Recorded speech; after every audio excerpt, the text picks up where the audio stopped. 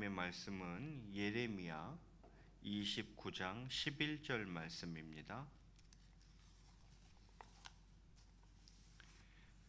예레미야 29장 11절 말씀.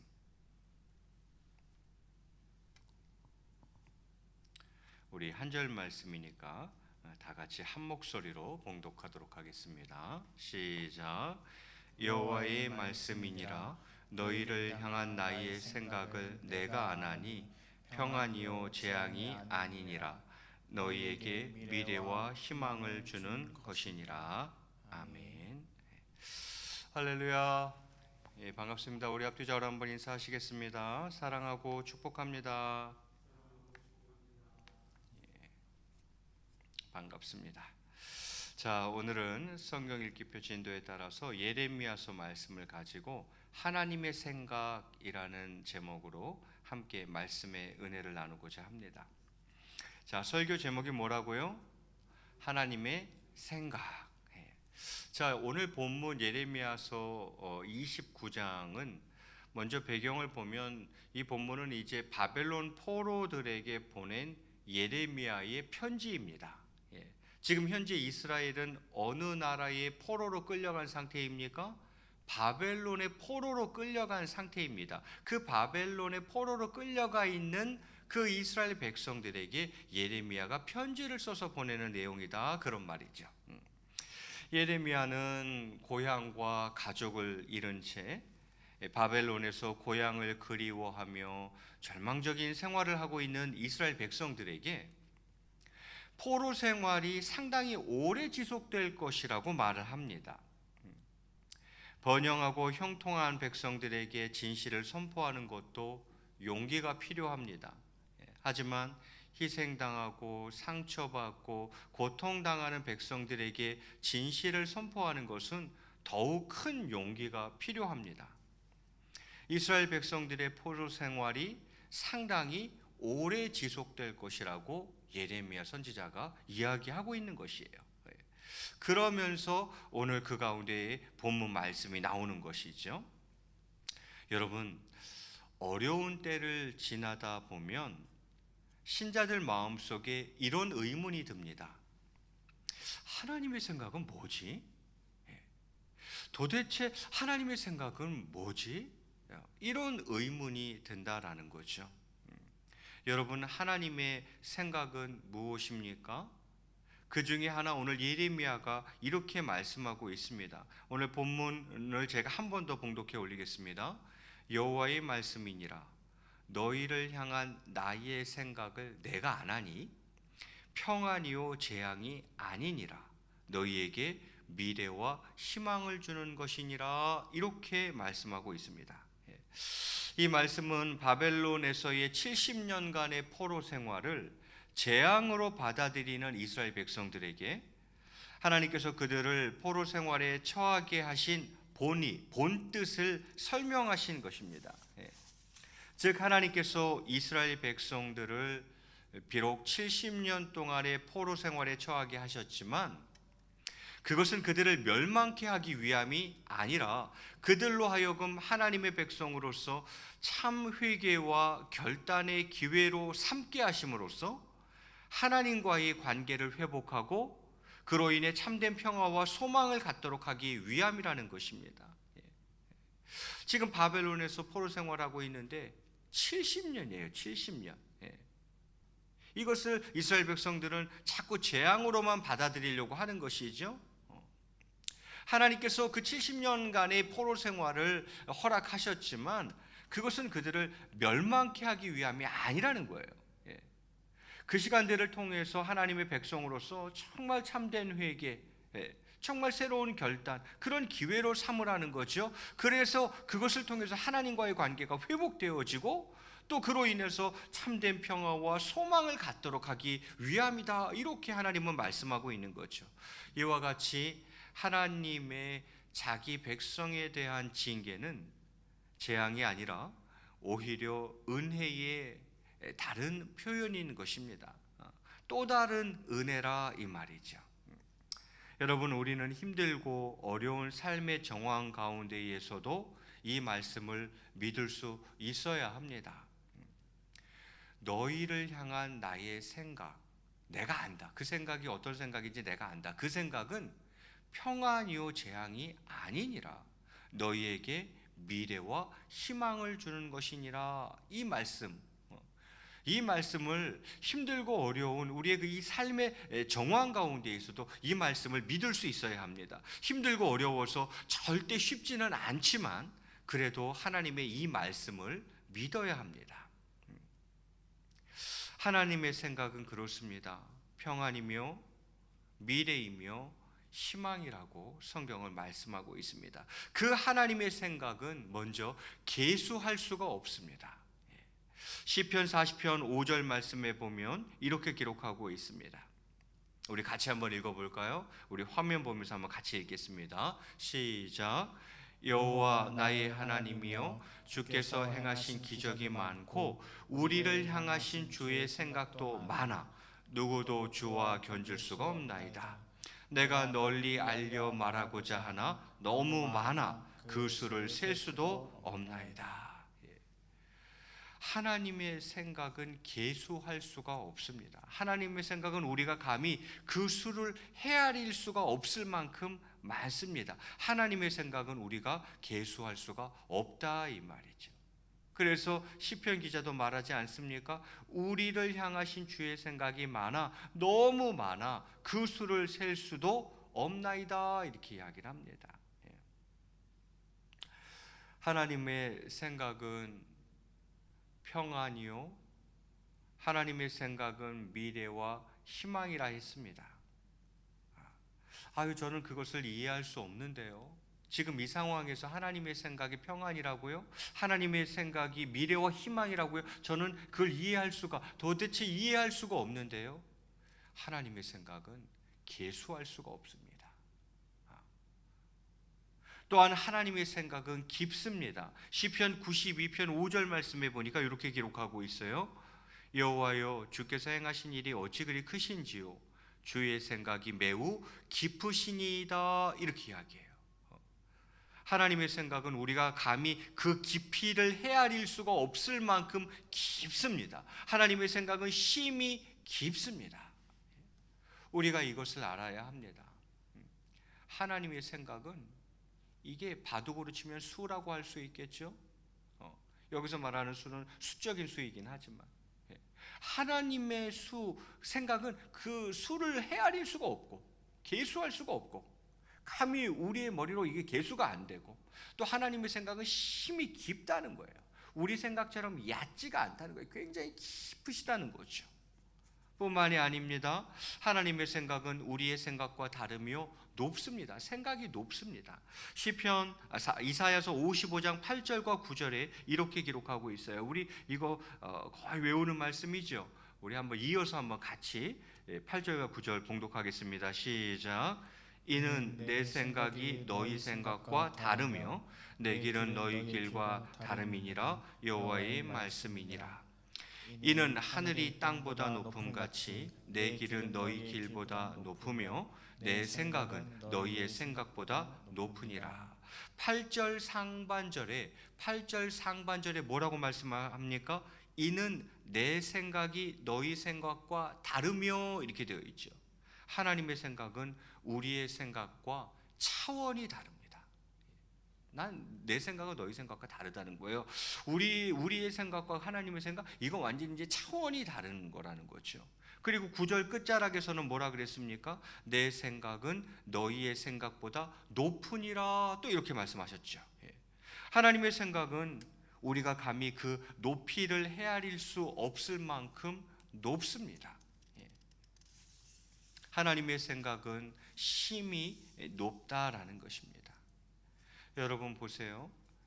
하나님의 생각은 재앙이 아니라 평안이고, 하나님의 생각은 미래와 희망을 주는 것이라 이야기했습니다. 그런데 지금 우리가 사는 삶의 정황을 보면 그 말씀이 사실 잘 이해가 안 돼요. 이해가 안 될 수밖에 없습니다. 왜요? 하나님의 생각은 우리 능력으로 계수할 수 없을 만큼 그 하나님의 생각은 수가 많다는 것입니다. 또요, 하나님의 생각은 굉장히 깊다는 것입니다. 우리가 감히 헤아릴 수 없을 만큼 그 깊이가, 하나님의 생각은 굉장히 깊다는 것입니다. 어쩌면 당연히 이해할 수 없죠. 왜요? 하나님의 생각은 우리의 생각과 차원이 다르며 하나님의 생각은 우리의 생각보다 높기 때문입니다. 성경은 하나님의 생각을 그렇게 표현하고 있습니다. 그런데 하나님의 생각은, 그 하나님의 생각은 저희에게 향해 있다는 사실이죠. 그 생각, 하나님의 생각은 저희를 향해 있다는 것입니다. 시편 8편 4절에 이렇게 기록하고 있습니다. 사람이 무엇이기에 주께서 그를 생각하시며 인자가 무엇이기에 주께서 그를 돌보시나이까, 이렇게 이야기를 합니다. 하나님께서는 저희를 생각하십니다. 하나님께서는 저희를 돌보십니다. 하나님의 그 생각은 수를 헤아릴 수도 없고 그것이 얼마나 깊은지, 얼마나 높은지 우리가 감히 그 깊이와 높이를 헤아릴 수가 없는데, 놀라운 것은 그 생각이 누구를 향해 있냐면 우리를 향해 있다는 거예요. 우리에게 하나님의 생각이 향해 있다는 거예요. 하나님께서는 우리를 늘 생각하시고 하나님께서는 우리를 돌보시고 하나님의 생각은 오직 저희에게, 저희를 향해 있으시다라는 것입니다. 이게 놀라운 일이죠, 사실은. 그래서 다윗이 이렇게 고백하는 것이죠. 시편 139편 17절 상반절에 이렇게 기록하고 있습니다. 우리 같이 한번 읽겠습니다. 시작. 하나님이여, 주의 생각이 내게 어찌 그리 보배로우신지요. 다윗이 그렇게 고백하고 있어요. 하나님이시여, 하나님의 생각이 저에게 어찌 그리 보배로우신지요. 하나님의 생각은 참 보배롭습니다. 이렇게 고백을 하고 있는 것이죠. 여러분, 이것을 믿으시기 바랍니다.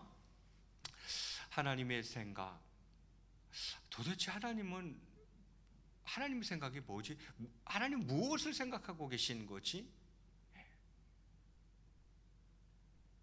하나님의 생각은 평안이며 우리에게 미래와 소망을 주는 것이다 그랬는데, 그런데 그것이 잘 이해가 안 되죠.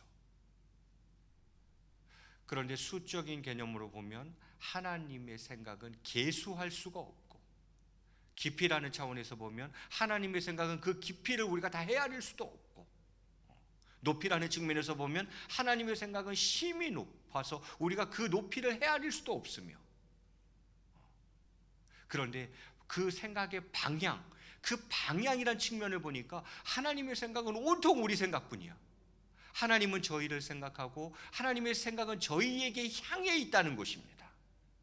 그 수를 다 알 수도 없고 그 깊이를 다 알 수도 없고 그 높이를 다 알 수도 없지만 분명한 것 한 가지는 그 하나님의 생각이 우리를 향해 계시다는 거예요. 오직 우리 생각뿐이시라는 거예요. 다윗이 그것을 깨닫고 무엇이라고 고백합니까? 하나님이요, 주의 생각이 저에게 어찌 그리 보배로우신지요 라고 고백을 하고 있는 거죠. 그렇습니다. 도저히 끝을 알 수 없는 코로나19, 참으로 길었던 장마, 무더위와 태풍까지, 이로 인한 경제적 손실, 정신적인 피폐함들, 영적인 손해들, 하나님의 생각은 뭐지? 도대체 하나님의 생각은 뭐지? 이런 생각이 드는 것은 어쩌면 지극히 당연한 것입니다. 그러면 하나님의 생각은 오늘 무엇이라 말씀드렸습니까? 하나님의 생각은 평안, 미래, 희망입니다. 이해할 수 없다고요? 하나님의 생각은 맞아요. 계수할 수 없습니다. 하나님의 생각은 깊어서 헤아릴 수가 없습니다. 하나님의 생각은 우리의 생각과 다르며 하나님의 생각은 우리의 생각보다 높습니다. 그래도 분명한 것은 하나님의 생각은 저희에게 향해 있다는 사실, 하나님의 생각의 방향은 늘 저희에게 향해 있다는 사실입니다. 그래서 저희도 이렇게 고백할 수 있는 것입니다. 우리 마지막 성경 구절이니까 한 번만 더 같이 봉독했으면 좋겠습니다. 시편 139편 17절 상반절, 139편 17절 상반절, 다윗이 했던 이 고백을 우리의 신앙을 담아서 한번 고백했으면 좋겠습니다. 시작. 하나님이여, 주의 생각이 내게 어찌 그리 보배로우신지요. 사랑하는 성도 여러분, 이것을 믿고 나아가실 수 있기를 바랍니다. 여러분, 믿음이 무엇입니까? 사실 믿음은 보이지 않는 것을 보는 것처럼 할 수 있는 것이 믿음 아니겠습니까? 야, 이게 뭐 아무것도 안 보인다 하는 그 순간에 그것을 마치 보는 것처럼 하는 것이 믿음인 거죠. 도대체 바랄 수가 없어요. 뭘 바랄 수가 없어요. 바랄 수가 없는 그 상황에서 바라는 것, 그것이 바로 믿음이라고 성경은 이야기하고 있어요. 사랑하는 성도 여러분, 저와 교회와 우리 사랑하는 모든 성도님들이 처해 있는 상황이 지금 쉽지 않다는 것을 알고 있습니다. 뭐 하나 제대로 보이는 것이 없고 무엇 하나 소망하며 바랄 수 없는 가운데에 있을지도 모르겠습니다. 그러나 바로 이때에, 보이지 않는 이때에 마치 그게 보이는 것처럼, 보는 것처럼 행할 수 있다면, 아무것도 바랄 것이 없는 것 같은 이때에 정말 소망하며 바라며 나아갈 수 있다면 우리는 그것을 믿음이라고 이야기할 수 있을 것입니다. 하나님의 생각은 도대체 뭐지? 하나님은 무슨 생각이실까? 라는 마음이 들더라도 오늘 말씀을 통해서 그래, 내가 어떻게 하나님의 생각 그걸 다 내가 계수할 수 있겠으며, 내가 무엇이고 한데 하나님의 그 생각의 깊이를, 그 높이를 다 내가 알 수 있을까? 그런데 분명한 것은 하나님의 생각은 오직 나에게 집중되어 있어. 하나님의 생각은 오직 우리를 향해 있어. 그리고 평안 주시기를 원하고 우리에게 미래와 소망 주시기를 원하시는 거야. 그래, 나를 향한 하나님의 생각은 이처럼 보배로운 거야. 이것을 믿고 나아갈 수 있는 저와 여러분이 꼭 되었으면 좋겠습니다. 어느 목사님의 글 한 편을 소개해 드리면서 오늘 말씀을 맺을까 합니다. 이 글을 통해서 하나님의 생각을 조금이라도, 또 조금이나마 이해하는 시간이 되셨으면 좋겠습니다. 목사님이 쓰신 글의 제목은 이렇습니다. 코로나 시대가 전해주는 메시지. 코로나 시대가 전해주는 메시지. 제가 한번 읽어드리겠습니다. 1. 마스크를 착용하라는 것은 잠잠하라는 뜻입니다. 막말과 거짓말을 하지 말며 불필요한 말을 줄이고 타인의 말에 귀를 기울이라는 말입니다. 입을 다물면 사랑스러운 것들이 시선에 머물고 아름다운 소리와 세미한 속삭임이 들려올 것입니다. 2. 손을 자주 씻으라는 것은 마음을 깨끗이 닦으라는 뜻입니다. 악한 행실과 죄에서 돌이켜 회개하고 성결하라는 말입니다. 안과 밖이 깨끗하면 자신도 살고 남도 살릴 수 있다는 말입니다. 마음의 거울을 닦으면 자신이 보이고 마음의 창을 닦으면 이웃도 보일 것입니다. 3. 사람과 거리를 두라는 것은 자연을 가까이 하라는 뜻입니다.